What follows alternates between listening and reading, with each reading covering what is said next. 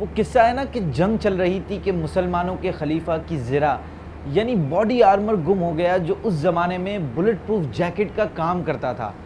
Armour بہت جگہ ڈھونڈا مگر کہیں سے بھی نہ ملا۔ جنگ ختم ہوئی تو لشکر شہر واپس آ گیا۔ شہر پہنچ کر خلیفہ کو اپنی زرہ ایک یہودی کے پاس نظر آئی۔ خلیفہ نے اس یہودی سے کہا، یہ تو میرا آرمر ہے اور میں نے نہ تمہیں بیچا ہے اور نہ ہی تحفے میں دیا ہے۔ یہودی بولا، جناب یہ میرا آرمر ہے کیونکہ یہ اس وقت میرے قبضے میں ہے۔ اس وقت کے خلیفہ تمام تر طاقتوں اور اتھارٹیز کے باوجود کہتے ہیں، تو نہیں مان رہا تو اب اس کا فیصلہ عدالت میں ہوگا۔ چنانچہ دونوں عدالت پہنچ گئے۔ قاضی صاحب نے کیس شروع کیا اور کہا، خلیفہ آپ اپنی شکایت بیان فرمائیں۔ تو انہوں نے کہا کہ اس یہودی کے قبضے میں جو آرمر ہے وہ میرا ہے، میں نے نہ اسے بیچا ہے اور نہ ہی تحفے میں دیا ہے۔ پھر قاضی صاحب نے یہودی سے کہا، تمہارا کیا کہنا ہے اس پر؟ تو یہودی بولا، یہ میرا آرمر ہے کیونکہ یہ میرے قبضے میں ہے۔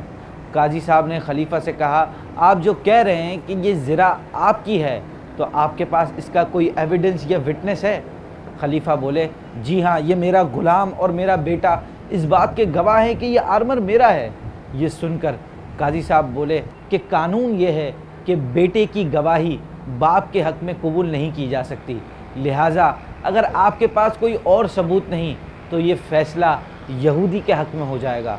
یہودی نے قاضی صاحب کا فیصلہ سنا تو حیران ہو کر بولا کہ ایک قاضی نے وقت کے خلیفہ کے خلاف ایک عام بندے کے حق میں فیصلہ کر دیا۔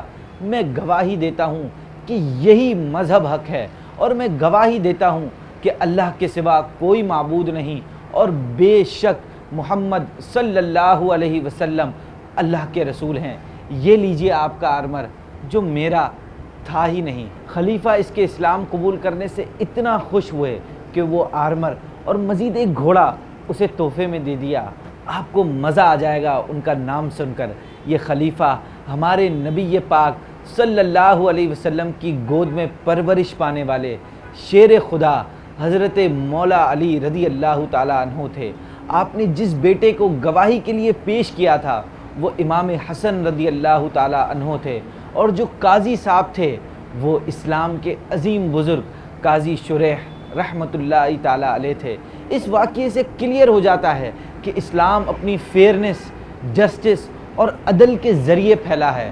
ہم اگر آج عدل و انصاف نہیں کر رہے تو یقین مانیے کہ ہم سے زیادہ اسلام کو نقصان پہنچانے والا شاید کوئی نہیں۔ انصاف کیجئے، ظلم نہ کیجئے، کہ ہمارے نبی پاک صلی اللہ علیہ وسلم نے فرمایا، ظلم کرنے سے ڈرو کیونکہ ظلم کی سزا سے زیادہ خطرناک سزا کسی گناہ کی نہیں۔